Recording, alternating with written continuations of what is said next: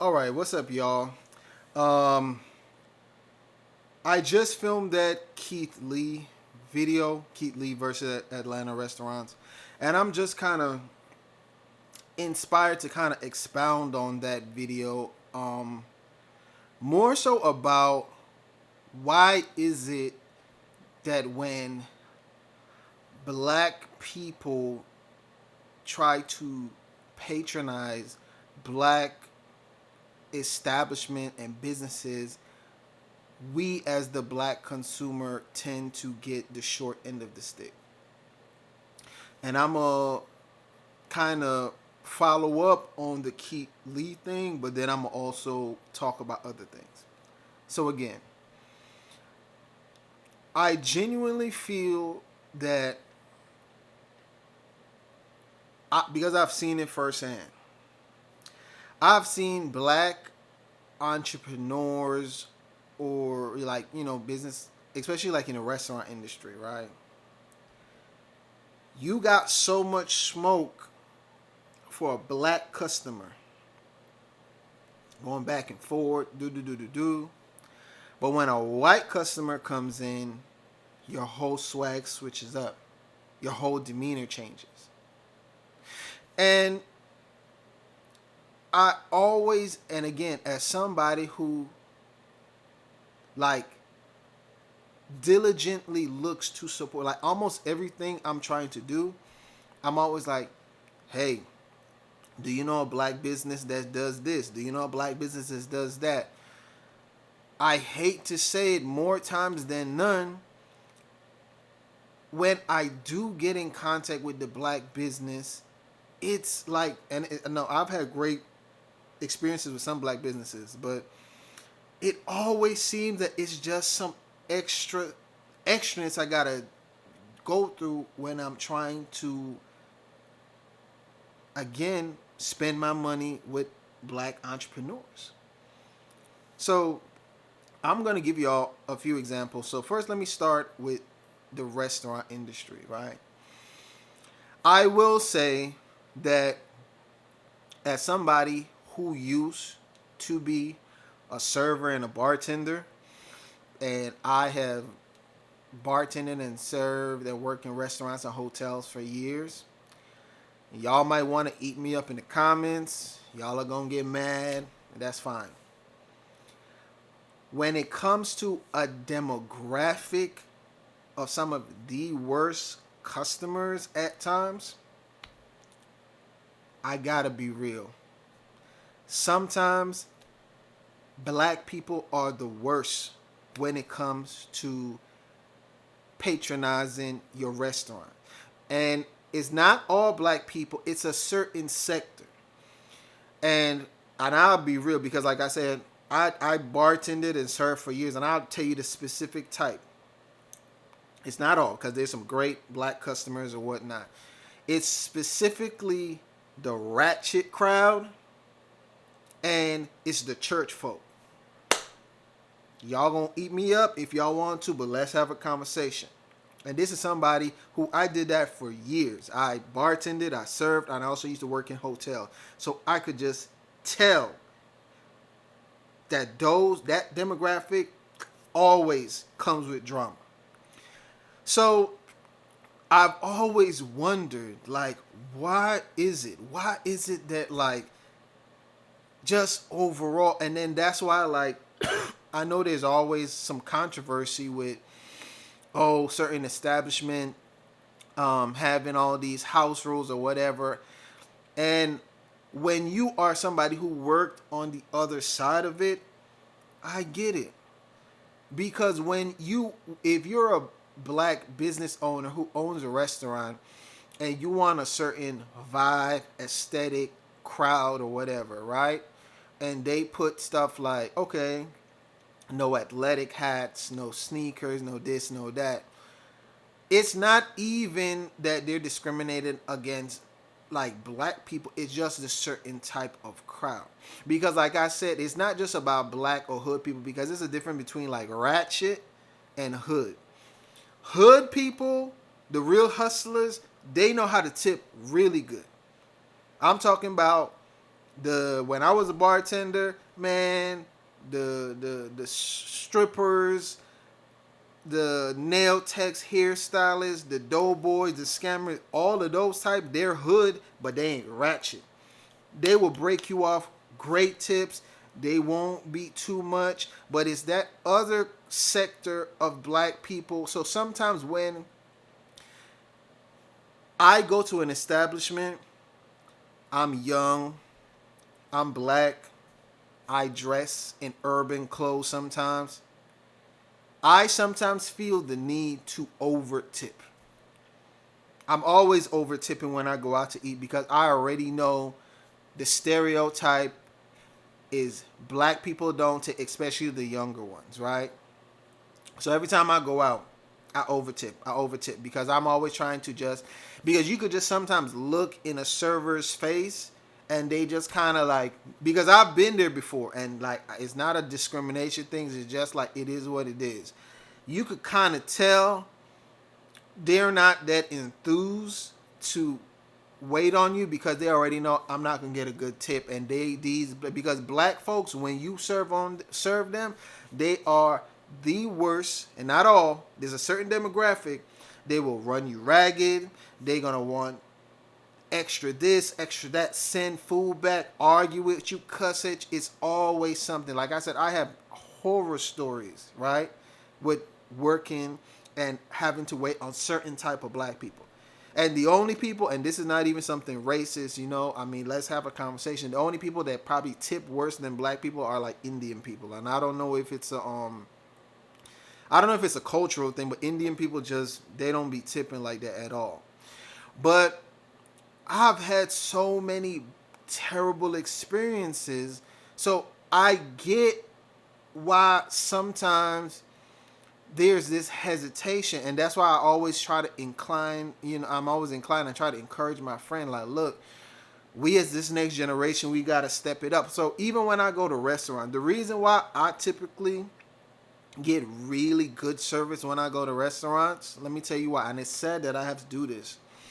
I'm normally like, when the server or the waiter waitress comes to the table, I'm always like, hey yo, I used to be a server bartender. I already know what it is. Look, as long when you put our food in, get us everything we need. You don't have to come back. Like you could go handle your other tables, and I got you.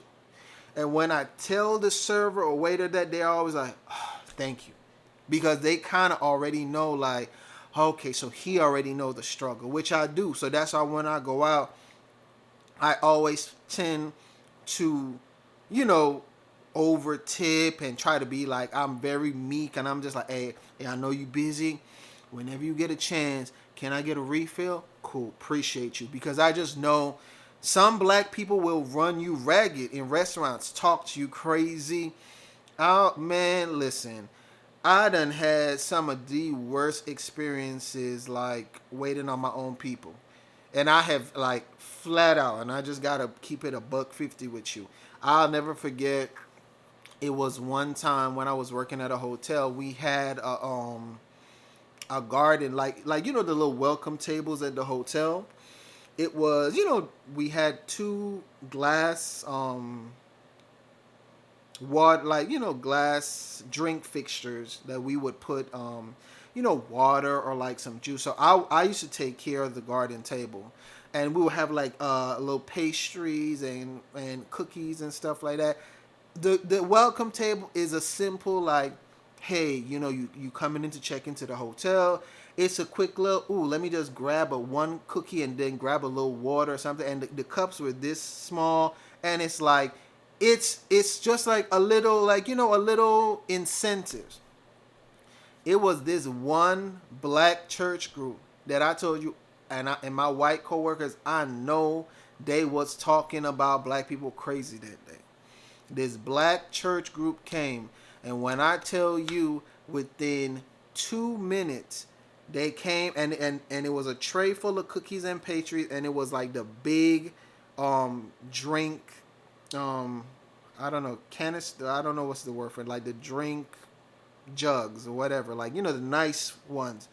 The drink, what do you call them things? I wanna hear the correct name. Give me 1 second, y'all. I'm googling. I'm trying to figure out the name. Drink, because I just feel stupid from what I'm calling it.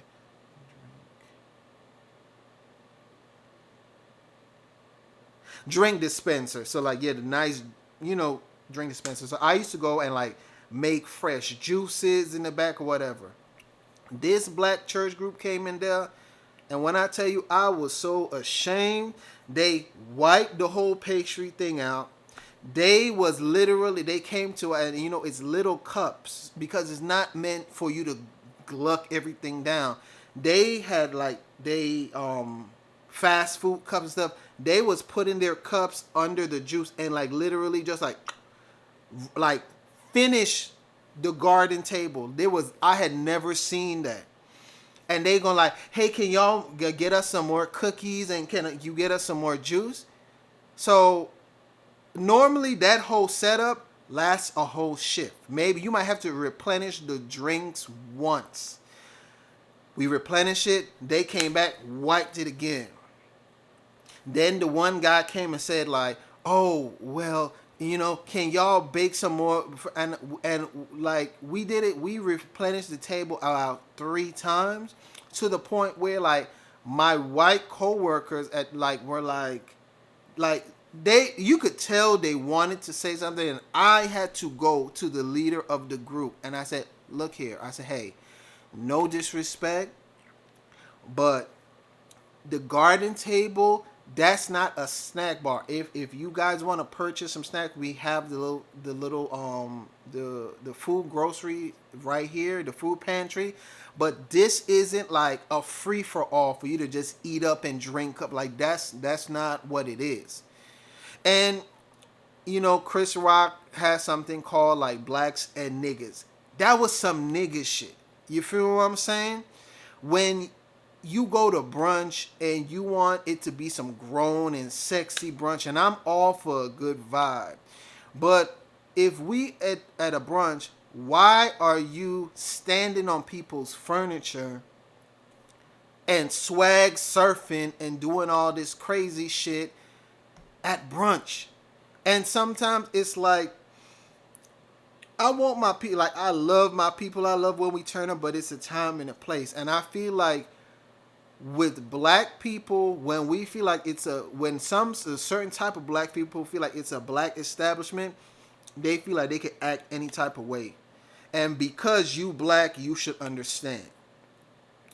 And then even with the black owners, I feel like it's a situation where, you know, they feel like, hey, we're giving you crappy service. You should understand. Cut us a break. Don't complain too much. Just wait. And like me, as long as you, I don't mind waiting for food.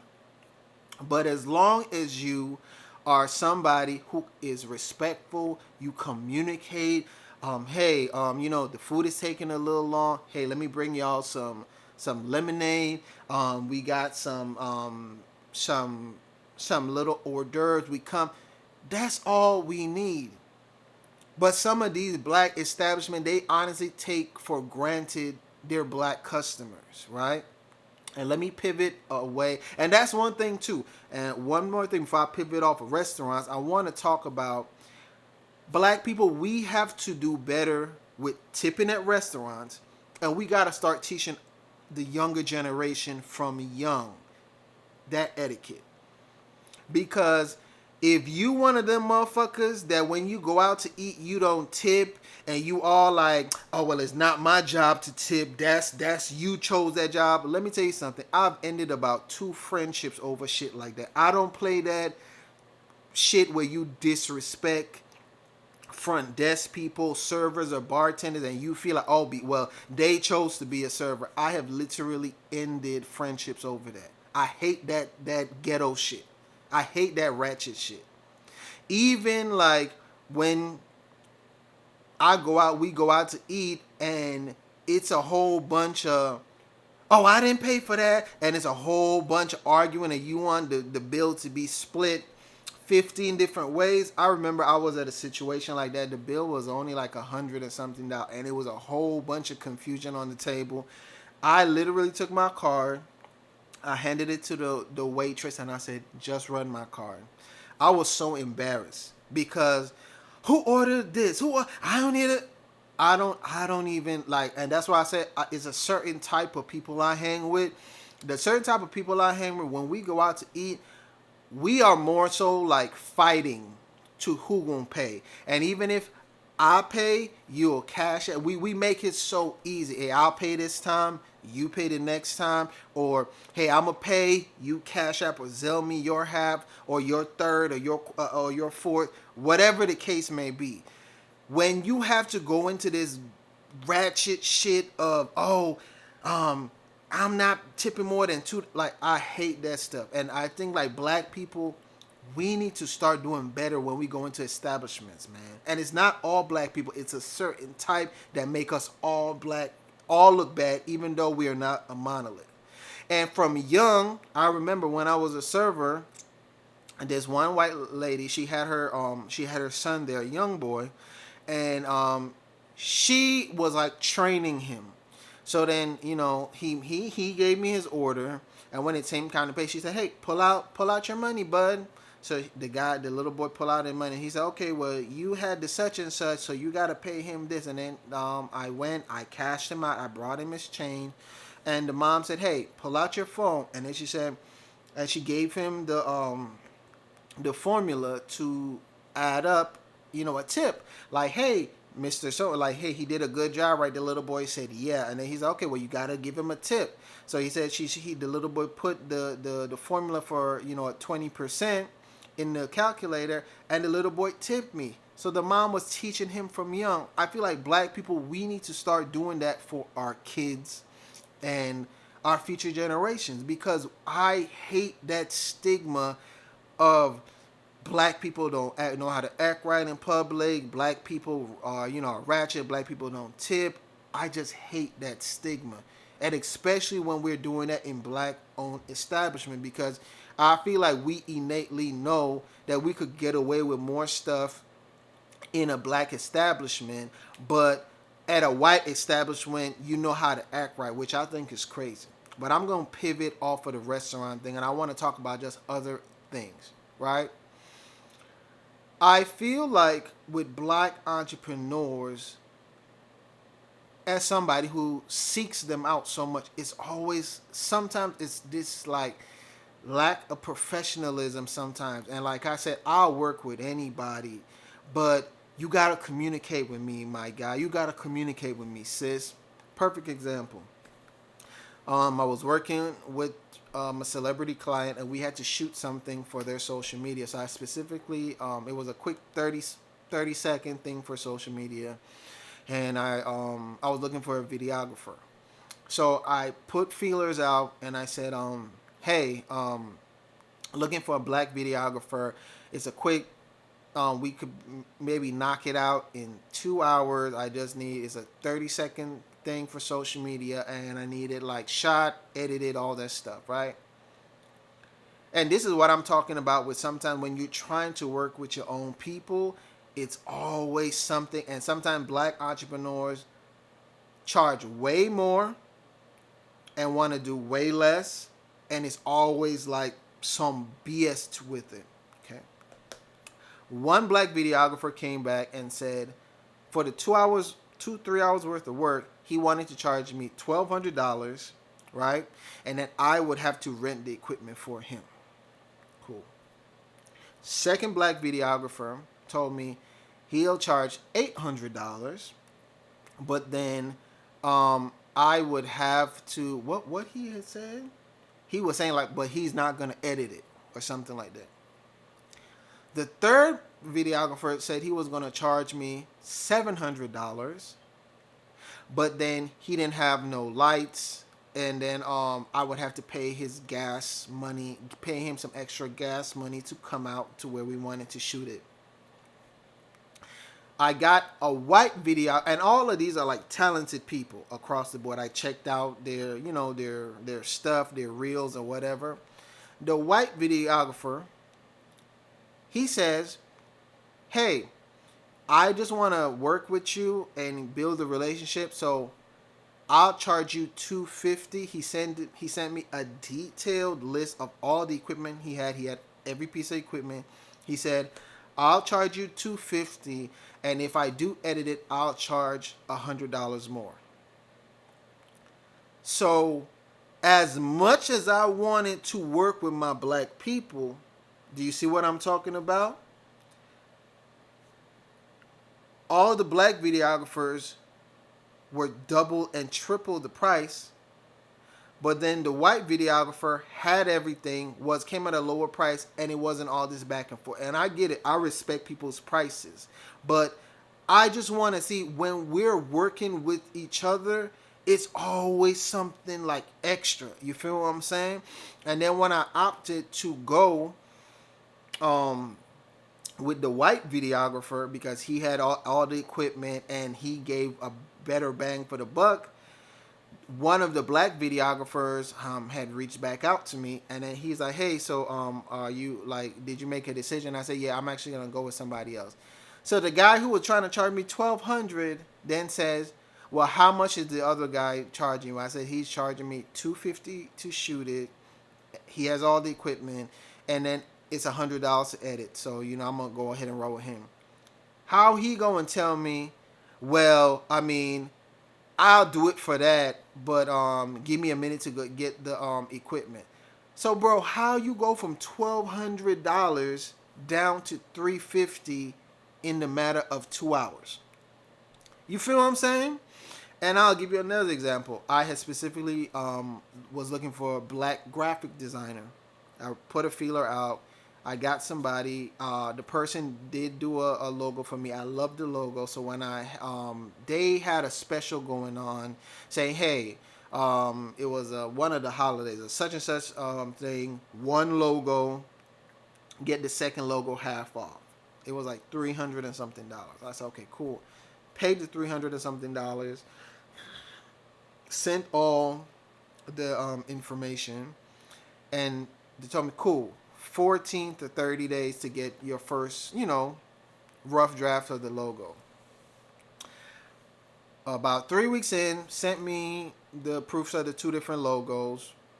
I hated one of the logos, and I liked one, but I wanted some changes. So I sent a detailed email. Okay, cool.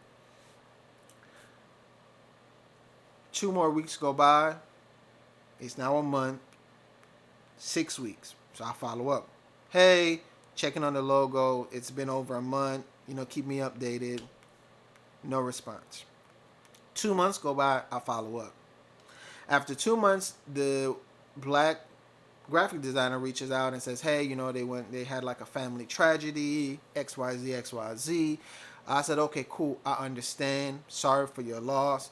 Hey, just give me a timeline on when you think you can be done, because I have, it's some websites I have to be built, and I want to get this logo together.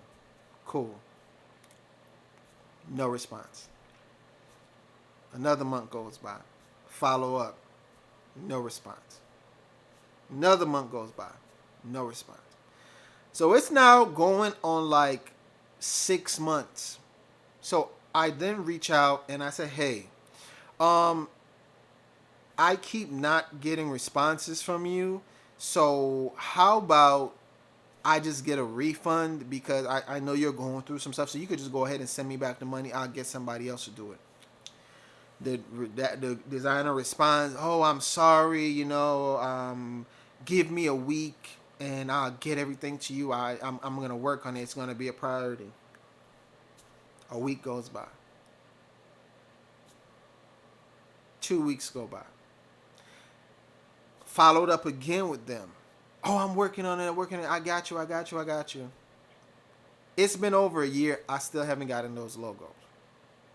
Still haven't gotten the logos. Still haven't gotten a response. Still didn't get my money back. So that graphic designer got a easy $300. I think it was like $399. Easily got $400 out of me. And at this point, I give up. And when I hit up a white designer on Fiverr, worked on the logo, did the the redos, got it, content. That's all she wrote. And I just want to know, why is it that we tend to treat our own so haphazardly, like nonchalant, like, you got to understand. And I say, yo, I understand, but you also got to be professional, sis. You also got to be professional, my boy. Just because I'm black, that doesn't mean you have to lower the expectation. That doesn't mean you have to lower the quality. And like I said, sometimes you honestly have to think twice, because, and then sometimes with some of, the black entrepreneurs, you sometimes are arguing with them after you pay for a service. Even going back to the food industry, I remember I had a very successful event like a year and a half ago, and I was specifically looking for black caterers, and I had seen a black food truck. I reached out, and they was actually on Groupon. So I was about to pay. They actually had a special, like, it was a certain amount of meals. I think it was a couple $100, and it was a good deal. So something told me, before you pay for this, reach out to this black food truck. I reach out. I said, hey, I'm about to purchase. I called the number. No, I leave a voicemail. No response. I sent an email. No response. I then send. I then find the business on Facebook Messenger, and I said, hey, I'm looking to book you. I'm just trying to make sure that you guys are available this date for my event, right? The food truck responds and says, we don't have anything on Groupon. We don't know what you're talking about. Blah, blah, blah. And I was like, yes, you guys are on Groupon. I'm ready to pay for it. This person is going back and forth with me like, I don't know what you're talking about. You must have the wrong food truck. I literally sent a screenshot of the Groupon ad, and I sent it to them. And I said, hey, this is not your business? The person then replies, oh, that might be my business partner that did that. And yeah, our food truck is not even running right now. So I would have spent damn near $900 purchasing something from Groupon to utilize this black food truck, and then y'all not even up and running, but it's on Groupon. Same thing I had with, I wanted to get my car tinted. It's a very popular spot in Atlanta that does car tinting, and I had called them. I said, hey, how much? They asked me what type of car I had. They said, okay, the price is such and such. I said, okay, cool. How do I go about getting it tinted? They said, oh yeah, bro, just pull up. I said, okay, cool. I pulled up. I get there, and this is black owned too. I like, yo, trying to get my car, this and that. So I was gonna drop my car off and then go, eat somewhere, watch some YouTube video, and then come back. The guy then tells me, well, okay, you could leave your car here, and then you could come back in a day or two. I said, what? In a day or two? I said, no, bro. I said, I called earlier, and homie said I could get knocked out in 2 to 3 hours. How is it a day or two? He's like, well, shoot, we got you. Just go ahead and pay right now, and you might just have to catch a Lyft or Uber to the crib, and we'll call you tomorrow, the next day. But you could just pay right now. And I was like, bro, I'm not paying, and then you are not telling me when my car is gonna be ready. I need my car. So then I done wasted 30 minutes coming up here because y'all not on the same page, and that's what I'm talking about. So I just need black people as a collective. Like, man, we are powerful together, and we just need to tighten up when it comes to running businesses, supporting each other, because we want to support our own. When I open up my businesses, I want y'all to support me, and I'm not gonna have an attitude or be stank and get mad when you guys have constructive criticism or want your product or service. Okay? And if y'all have any experiences, leave them in the comments. I know this might be a controversial video, but yeah, I was just inspired to do it. Anyway, this is your boy Geppetto. Like, comment, subscribe, and share, and I'll talk to you later. Peace.